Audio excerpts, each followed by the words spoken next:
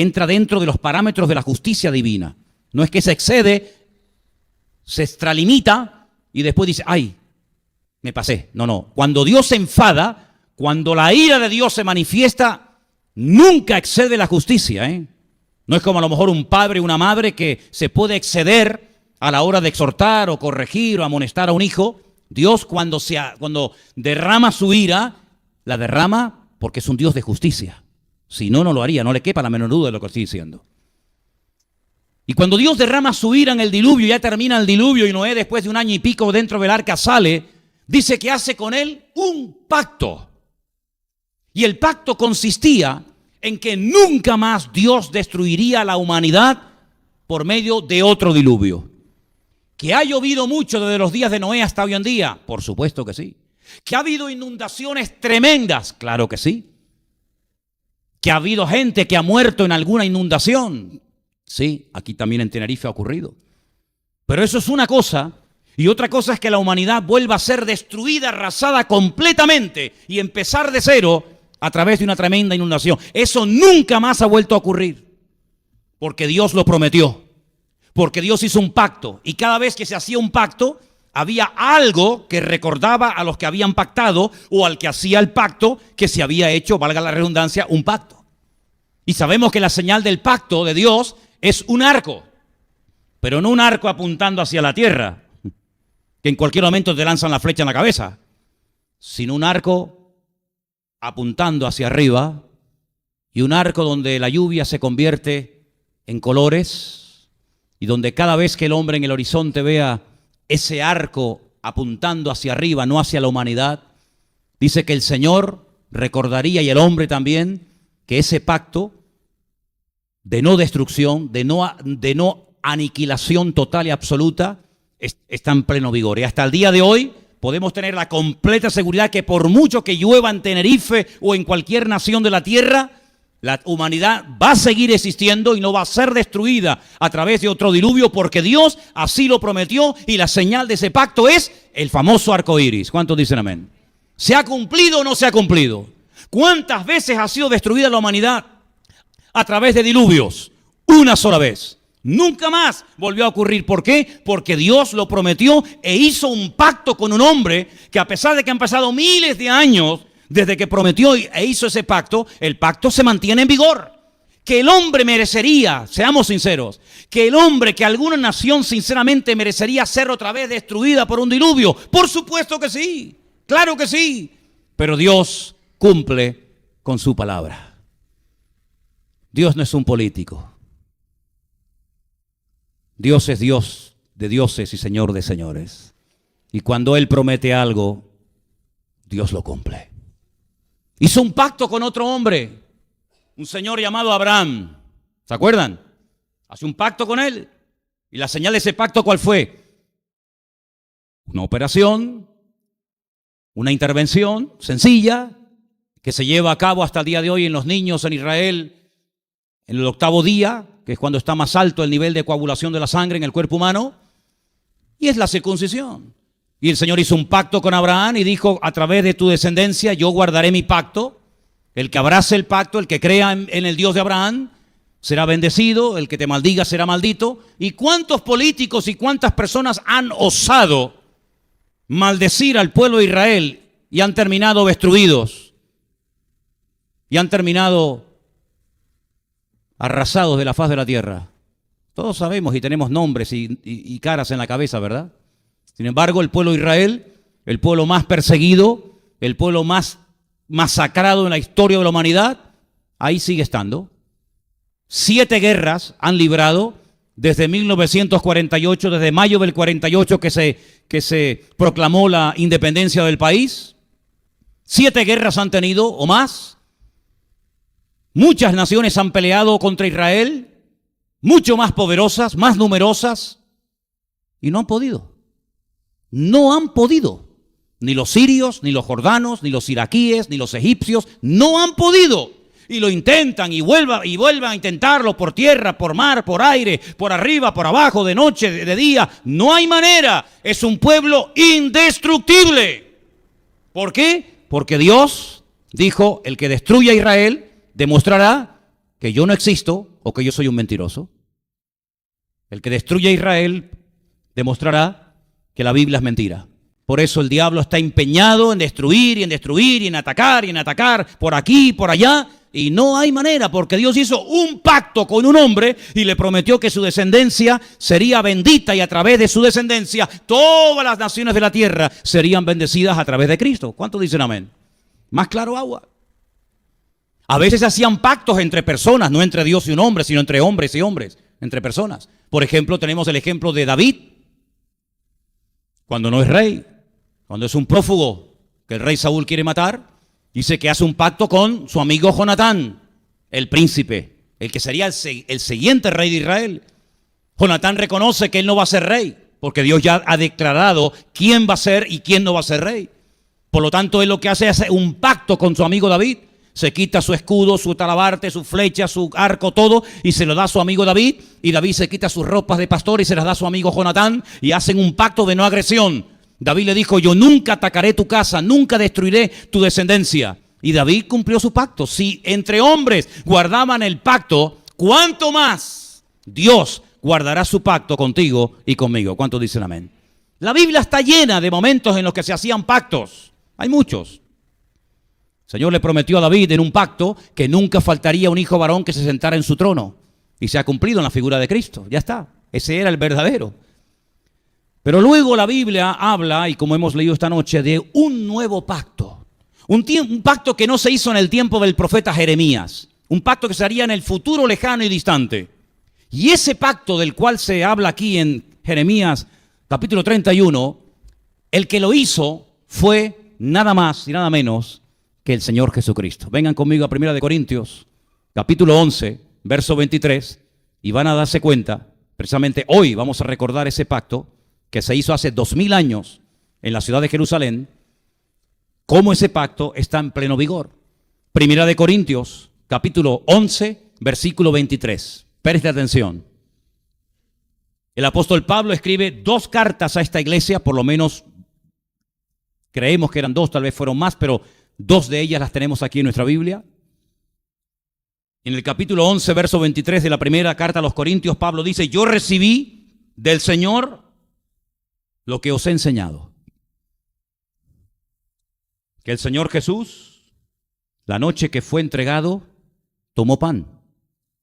Y habiendo dado gracias, lo partió y dijo: tomad, comed, esto es mi cuerpo, que por vosotros es partido. Haced esto en memoria de mí. Asimismo, tomó también la copa después de haber cenado, diciendo: esta copa es el, dígalo fuerte, nuevo pacto. Pacto que está profetizado en Jeremías 31. Aquí está el cumplimiento. Esta copa es el nuevo pacto en mi sangre. Ay, amigo, tiene que haber derramamiento de sangre, la sangre del Señor. Haced esto todas las veces que la bebiereis en memoria de mí. Así pues, todas las veces que comiereis de este pan y bebas de esta copa, la muerte del Señor anunciáis hasta que Él venga de nuevo. Esa noche, allí en la ciudad de Jerusalén, alrededor de aquella mesa, con sus discípulos, Él dice: presten atención, porque esa noche se estaba celebrando una fiesta que se llama la fiesta de Pesaj, o la fiesta de la Pascua. Una fiesta muy importante. Es la primera fiesta importante ordenada por el Señor en el calendario religioso. Hay 3 fiestas a las cuales era obligatorio subir a Jerusalén a celebrarlas. Pesaj, que era la Pascua, en el mes de Abib, en la primavera. 50 días más tarde, la fiesta de Shavuot, o de las semanas, o Pentecostés, como la gente la suele conocer. Y la última fiesta que cerraba el año religioso. Después había otras pequeñas fiestas menores, pero las 3 importantes eran estas: la fiesta de Sukkot, o la fiesta de los tabernáculos. En esa noche se estaba celebrando la fiesta de la Pascua.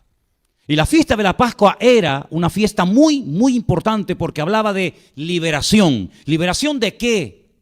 ¿O de quién? Fue la primera noche cuando salieron de Egipto, de la esclavitud, después de muchos años, que celebraron la Pascua. Y la celebraron más o menos así. El Señor dijo que tenían que matar un cordero, no podían partir ningún hueso de ese cordero. Si la familia no iba a comerse todo, tenía que compartirlo con el vecino. Todo lo que se hacía, todo lo que se comía y cómo se hacían las cosas, todo tenía una explicación. Se empezaba la cena con un plato hondo con agua salada, mojando hojas de hierbas amargas, para que recordaran el hisopo que utilizaron para pintar la sangre, con sangre las puertas de las casas y las lágrimas que cayeron de sus ojos durante el largo periodo de la esclavitud y de la humillación bajo Faraón. Comían las hierbas amargas recordando la amargura, el dolor terrible de la esclavitud. Comían el famoso cordero de la Pascua. Comían un postre llamado caroset, como si fuera un ladrillo con mucha canela, para que recordaran los ladrillos que estuvieron construyendo durante mucho tiempo allí en Egipto, con el tiempo del faraón. Tenían que comer con las sandalias puestas, vestidos, con el bordón en la mano, como si estuvieran a punto de emprender un largo viaje. Y esa noche fue una noche histórica. Fue la noche en la que por fin, después de un largo periodo de esclavitud, lograron salir de las garras del faraón. Durante más de un año era una plaga detrás de otra, la de sangre, la de ranas, la de piojos, la de la úlcera, ¿verdad? Un montón de plagas que fueron humillando y desmantelando y avergonzando todas las divinidades en las que creían los egipcios. El Dios que protegía al Nilo, un fracaso. El Dios que protegía al ganado, un fracaso. El Dios que protegía al heredero al trono, un fracaso. Dios fue cortando, ¿verdad?, demostrando su poder y su autoridad, hasta que llegó el momento en el que Dios dijo: ahora tienen que salir de aquí. Y esa noche, antes de salir, celebraron Pesaj, que significa saltar, brincar a un nivel superior, la Pascua. Y el Señor Jesucristo, tiempo después, se reúne con sus discípulos en la noche de la Pascua y les dice: así como hasta ahora se ha recordado y se ha festejado la liberación de la esclavitud de Egipto, por eso cogían el pan y lo partían y decían: este es el pan de aflicción que comieron nuestros antepasados en Egipto, comed de él, y se repartía. Así como se bebían 4 copas de vino y en cada copa se decía Kiddush, una bendición acerca de las promesas que Dios había dado al pueblo, de liberación, de bendición, de libertad, de prosperidad, etcétera. Esa noche el Señor toma la copa y no dice las mismas palabras, la misma fórmula que durante generaciones había dado, sino que cambia la fórmula y dice: esta copa representa el nuevo pacto en mi sangre. No es un pacto representado por una operación como la circuncisión hecha en el varón. No es un pacto, digamos, que se puede ver en el filamento a través del arco iris. Es un pacto de sangre, pero no la sangre de un cordero, no la sangre de un animal inocente, sino mi propia y mi misma sangre. La sangre preciosa y poderosa de Jesucristo. Hay empresas que se dedican a imprimir y a traducir la Biblia. Y recientemente ha comprado el que inventó la Biblia satánica los derechos de la nueva versión internacional. Sé que hay algunos cristianos que tienen la famosa Biblia NBI, la famosa nueva versión internacional. La famosa iglesia satánica de 55,000 miembros en Los Ángeles, California, donde Antoine Lavey fue el sacerdote satánico que inventó la Biblia, exactamente, pero con todo cambiado, dándole honra y gloria al diablo. Pues fue o son los que han comprado los derechos de la nueva versión internacional. Por eso no les sorprenda que en las últimas ediciones han comenzado a quitar la palabra sangre. Porque el diablo teme algo, y es la sangre, el poder de la sangre de Jesucristo. La Biblia dice que esa noche el ángel destructor pasó por las calles de Egipto, y lo que impidió que entrara y matara a los primogénitos, da igual si eran egipcios o eran judíos o eran animales, da igual. Lo que frenaba, lo que impedía que ese ángel de la muerte entrara y causara daño y dolor y muerte, era la sangre de un animal pintada en la puerta, en los postes y en el dintel de la casa. Y cuando veía esa marca se paraba y tenía que irse, porque la sangre tiene poder. Dice la Biblia que cuando Caín mató a su hermano Abel y se derramó sangre inocente, Dios confronta a Abel y hace una pregunta tremenda. La voz audible del Creador, del eterno Dios, se oye en el espacio y dice: ¿dónde está tu hermano Abel? Y su hermano le desafía a Dios diciéndole: ¿y yo qué sé dónde está mi hermano Abel? ¿Soy yo acaso guarda de mi hermano? Y el Señor le responde y le da una palabra tremenda que aún se oye en el mundo espiritual. La voz, escuche bien esto, la voz de la sangre, ¿sí? La voz de la sangre de tu hermano Abel llega a mi presencia. La voz de la sangre, sí. Como también dice la Biblia, y no es una mala interpretación, que vieron el sonido del shofar. ¿Será que oyeron? No, vieron el sonido del shofar. Es que el mundo espiritual es diferente al natural. Ellos no oían, ellos veían el sonido del shofar. Y por eso Dios no dice que olió, sino que oía la voz que emite la sangre inocente cuando se derrama y cae a tierra, como la voz de los mártires en la presencia del Señor, que dice que murieron decapitados por causa del testimonio de Jesucristo, y dice que clamaban por venganza y por justicia divina. Y allí se decreta algo que Dios, con el tema de la sangre, hermano, guarda particular respeto y reverencia.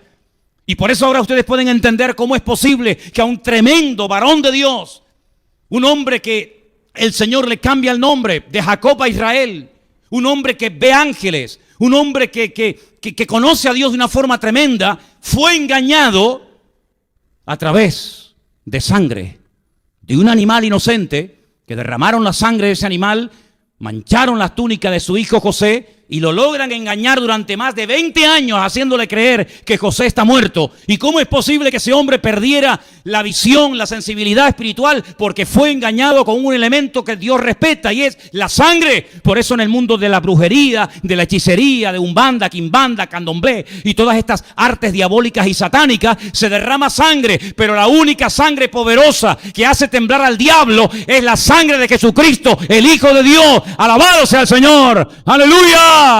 Y esa sangre nos ha perdonado y nos cubre y nos protege cada día. Apláudale fuerte al Señor, hermano.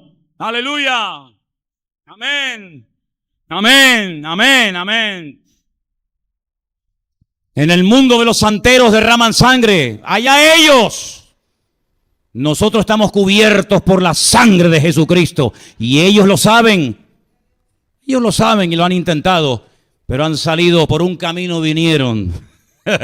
Y por 7 se fueron, divididos y arruinados, como todos se irán. El que se levante contra un hijo de Dios es hombre muerto, amigo. Y ellos lo saben perfectamente. Pero sabe una cosa, hermano, el Señor Jesucristo derramó su sangre y esa sangre lo cambió todo. Dice la Biblia que el príncipe de las tinieblas, el Dios de este siglo, Satanás, padre de mentira, arcángel caído de la presencia del Señor por su soberbia y por su orgullo, el sello de la perfección, acabado en hermosura, lleno de sabiduría, fue arrojado de la presencia del Señor. Y dice la Biblia que ahora el maligno no nos puede tocar. Lo intentará, pero no lo conseguirá.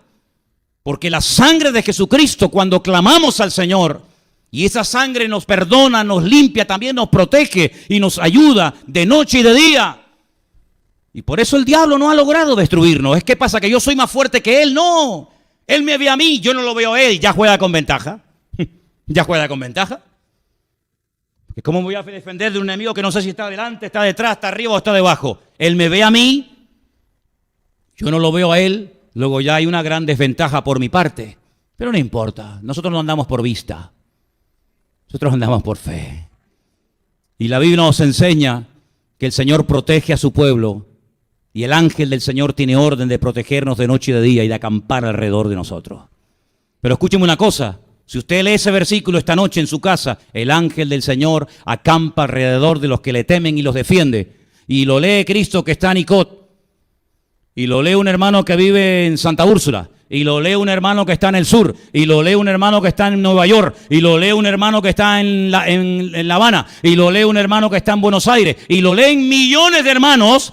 La pregunta es, ¿con cuál de los que leyeron el texto está el Señor? ¿Con el de La Habana? ¿Con el de Bogotá? ¿Con el de Madrid? ¿Con el de Tenerife? ¿Con quién está? Con todos. Luego, permítame que les haga una pregunta, hermanos. Si ese ángel acampa alrededor de los que temen a Dios y los defiende, mi pregunta es, ¿ese ángel es omnipresente? ¿Está en todas partes al mismo tiempo? Luego, no es un ángel normal y corriente, porque los ángeles solamente pueden ocupar un espacio y un lugar al mismo tiempo, pero el único que puede estar en todas partes al mismo tiempo, protegiendo a cada uno de sus hijos, es el Rey de Reyes y Señor de los Señores. Luego, Él mismo es el que nos protege, Él mismo es el que acampa alrededor de nuestra vida y nos ayuda. ¡Gloria a Dios! Y a su nombre. Y a su nombre. Amén. Gloria a Dios. Aleluya. Ese nuevo pacto ya se cumplió. Ya está. Ya no hay que esperar un nuevo pacto. Viene la gente a algunas congregaciones, a esta no. Saben que aquí no pueden entrar. Pero hay por ahí ministerios que son como mariposas revoloteando de flor en flor, viviendo del cuento, que viven del cuento, que se ponen el título de apóstoles, de pastores, de profetas o de evangelistas o de lo que rayos quieran, y vienen diciendo que han recibido una nueva revelación. Una nueva revelación. Ni nueva ni revelación. Porque lo único nuevo que ha hecho el Señor, y ya lo hizo, fue el pacto en su sangre allí en Jerusalén hace 2000 años. Y entonces, si eso ya ocurrió y si ese pacto está en vigor, ¿cómo tenemos hoy que comportarnos? Porque en el Antiguo Testamento había que venerar y respetar la ley y tratar de cumplir los 613 mandamientos. ¿Cuántos? 613 mandamientos. Algunos eran tasé y otros eran lo tasé. Es decir, mandamientos que llaman positivos y negativos. Mandamientos que consisten en hacer cosas y mandamientos que consisten en no hacer ciertas y determinadas cosas. No matarás. Cumplirás, ¿verdad? Hay mandamientos que eran para hacer cosas y otros para evitar hacer ciertas y determinadas cosas.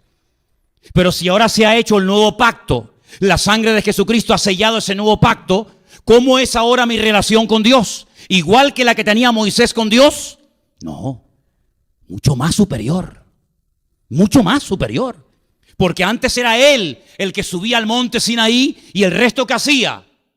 Esperar. Amigo. ¿Esperar a quién? A que bajara el hombre de Dios. Y cuando bajaba el hombre de Dios decía, vengan para acá. Les mostraba los mandamientos, les enseñaba la Torá, hay que hacer esto. Agricultores, escúcheme, tienen que hacer esto y esto.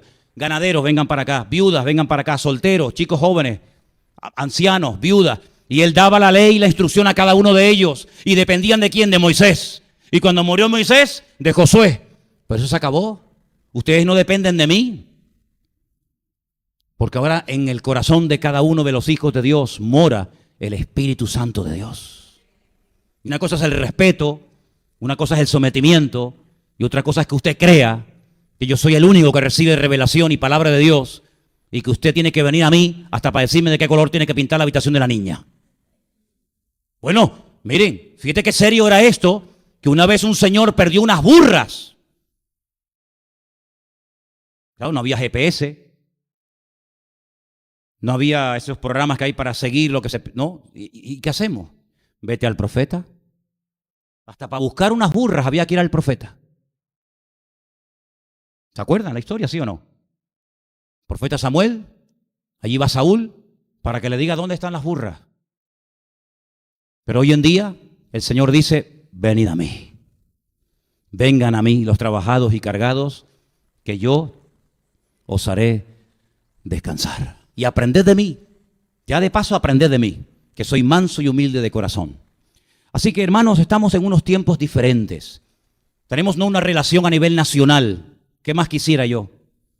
¿Qué más me gustaría a mí que España tuviera una relación nacional con Dios?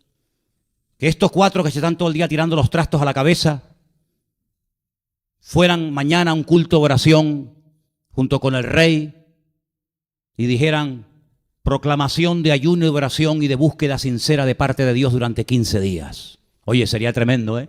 Todo se arreglaría. ¿Te imaginas el rey? ¡Pum! Tirado al suelo. El de la coleta, tirado al suelo. El pijo, al suelo. El otro que no sabe hablar, al suelo. Todos al suelo ahí, todos. Dios mío, perdónanos, ayúdanos, danos sabiduría. No sabemos cómo levantar España. No sabemos cómo parar la corrupción. No sabemos cómo darle trabajo al pueblo. Señor, no sabemos cómo parar estos desastres. Señor, haría milagros tremendos. Así, los haría así, pero no quieren. No quieren, es el ciego tratando de guiar al ciego. ¿Qué te parece? Pero ¿saben qué? Ahora nuestra relación es individual, personal. Yo puedo orar por usted, pero usted también tiene que orar. Usted puede orar por un hermano. De hecho, yo muchas veces lo he dicho, hay gente que está en pie y no han muerto y no han caído, porque hay gente que está orando por ti, pero no porque tú seas muy espiritual, que digamos.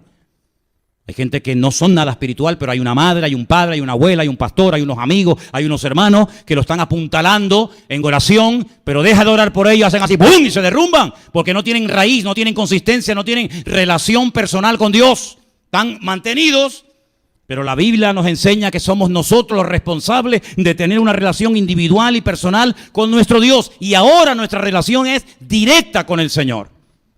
Y ahora nuestra actitud debe ser la siguiente, y les voy a dar ahora una revelación no nueva.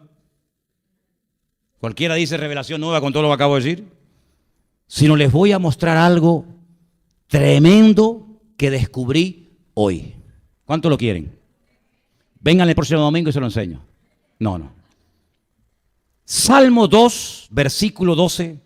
Estamos hablando de la importancia en este nuevo tiempo de tener y desarrollar una relación íntima con el Señor. Salmo 2, versículo 12. Dice así, honrad al Hijo. Bueno, ahí en su Biblia aparece Hijo en mayúscula, es igual. En hebreo no existen palabras en mayúscula y en minúscula, eso es simplemente algo que pusieron. Igual de credibilidad tiene haber puesto hijo con mayúscula o con minúscula, no tiene nada que ver. Pero bueno, honrad ¿a quién? Al Hijo, para que no se enoje, y perezcáis en el camino, pues se inflama de pronto su ira. ¿La ira de quién? ¿Del Hijo? Bienaventurados todos los que en Él confían. Yo pido por favor que lean conmigo en alta voz ese versículo que para eso se lo hemos puesto en la pantalla. Léalo fuerte conmigo.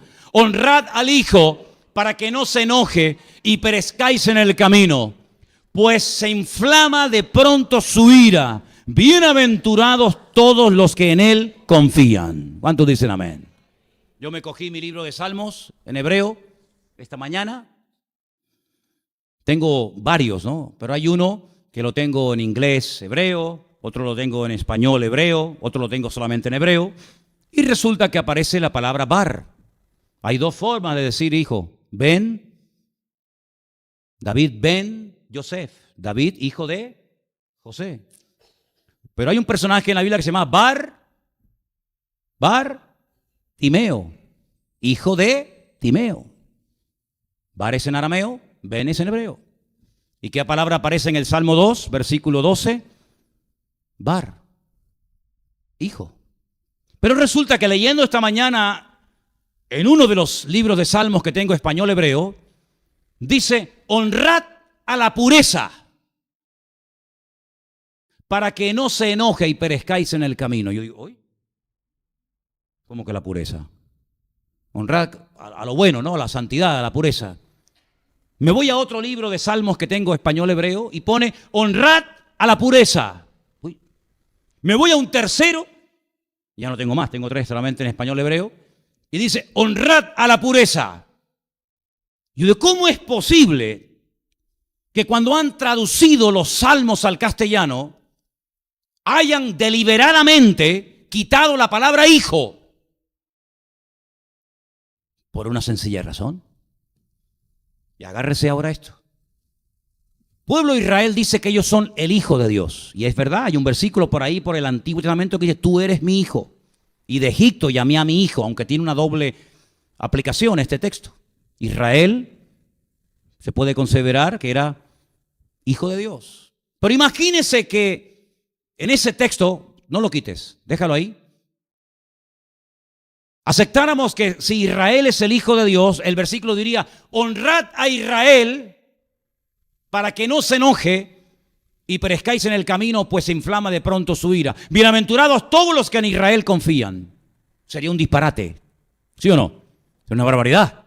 Me está incitando a adorar, me está incitando a honrar, me está incitando a confiar en un pueblo en vez de en Dios. Y la Biblia dice al Señor, tu Dios, adorarás y a Él solo servirás. Luego ahí no encaja Israel como hijo.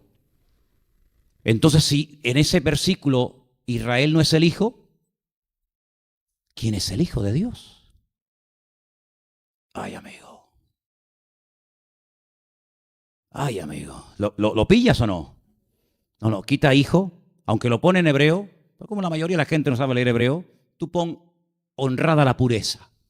Oh, a la pureza. Qué bonito.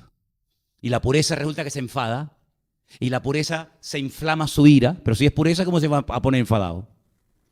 Con tal de no reconocer que Dios tiene un hijo, que se llama Yeshua HaMashiach, o Señor Jesucristo, según lo prefieres, y que hay que honrarlo, hay que respetarlo, hay que amarlo, hay que obedecerlo y hay que servirlo, con tal de no reconocer eso, pues se ha llegado a extremos donde en versiones, que se las puedo demostrar cuando ustedes quieran, no aparece la palabra hijo, sino la sustituyen por la palabra pureza. Pero nosotros no vamos a quitar ni a poner nada de la Biblia, sino que nosotros tenemos bien claro que adoramos a nuestro Dios, adoramos al Señor, porque adorar al Señor Jesucristo y reconocerlo como nuestra autoridad y como nuestra cabeza y como nuestro Señor es adorar y honrar a Dios, porque el que no tiene al Hijo, dice la Biblia, tampoco tiene al Padre. Y por eso, amados hermanos, es tan importante tener bien claro quién era Jesucristo. ¿Era simplemente un gran predicador? No me sirve, porque grandes predicadores ha habido siempre, siempre. Jeremías fue un gran predicador, Isaías fue un tremendo predicador, Elías fue un predicador espectacular, el apóstol Pablo fue un tremendo orador, y así podíamos ir a lo largo de la historia. Pero una cosa es una persona con una buena oratoria, con un carisma espectacular, incluso con la capacidad de hacer milagros, prodigios, señales y maravillas. Y otra cosa es que terminemos honrando y adorando a esos instrumentos de Dios. El Señor mismo dijo en su palabra, y lo dice el Antiguo Testamento: al Señor tu Dios adorarás y a Él solo servirás. Por eso yo no tengo ningún problema en decir: Dios mío y Señor mío, te amo, te adoro, quiero honrarte, quiero servirte. Porque si Cristo no es Dios, pregunto, piensen en esto, si Cristo no es Dios, ¿quién era entonces? ¿Un ser humano? ¿Normal y corriente? Si no era Dios, no solamente era un ser humano, con todo respeto lo digo, era un farsante. Porque Él dijo que el Padre y Él eran uno. Si Él y el Padre no eran uno, entonces mintió descaradamente. Si cuando Él le dijo a aquel hombre: te perdono tus pecados, y multiplicaba los panes y los peces, y cuando dijo: yo soy antes que Abraham, y le dijeron: ¿tú cómo vas a ser antes que Abraham si tú no tienes ni 40 años? Dice: yo soy antes de Abraham. Antes de Abraham. Y si Juan 1:1 es verdad, y dice que en el principio era el Verbo, y el Verbo era con Dios, y el Verbo era Dios, y el Verbo se humanó, el Verbo se encarnó y vimos su gloria y habitó entre nosotros, y su gloria y el Verbo era Él. Si todo eso es falso, ¿a quién estamos cantándole esta noche? ¿A quién estamos honrando? ¿A quién estamos sirviendo? ¿A un gran predicador? ¿A un orador? ¿O estamos adorando al Rey de Reyes y Señor de los Señores, que se vistió de hombre y habitó entre nosotros y vimos su gloria? Jesucristo, si no era Dios, tuvo que ser un ser creado, como también lo fue Satanás, y Gabriel, y Miguel, y todos los millones y millones de ángeles, serafines y querubines que llenan la palabra de Dios. Si Él no es creador, si Él no es eterno, entonces, hermanos, nuestra fe está equivocada rotundamente. Pero yo tengo una buena noticia para todos ustedes. Si ustedes analizan a la luz de las Escrituras quién era verdaderamente el Señor era Emmanuel, Dios con nosotros.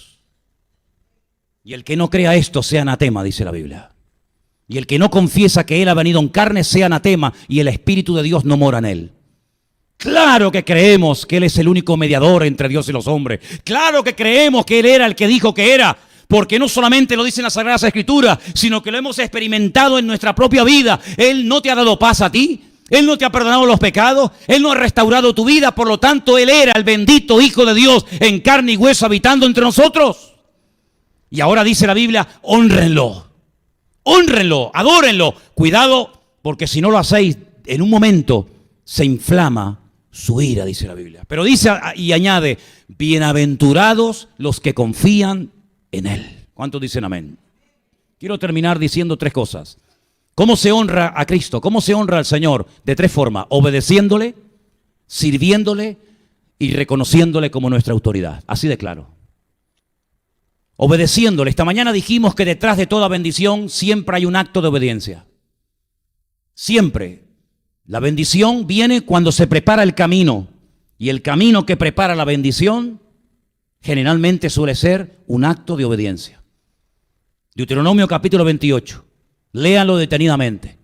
Vendrá la lluvia, habrá bendición, habrá sanidad, no habrán enfermedades, no habrán tumores, no habrán abortos, no habrán tragedias, no habrán cosas que en otras naciones existen cotidianamente. ¿Por qué? Porque están obedeciendo mi palabra, mis mandamientos y se sujetan a ella. Sigan leyendo el capítulo 28 de Deuteronomio. Pero no vendrá lluvia, los cielos se pondrán como de bronce. Por un camino ustedes irán contra el enemigo, huirán por 7. En vez de ser cabeza, serán cola. En vez de estar arriba, estarán abajo.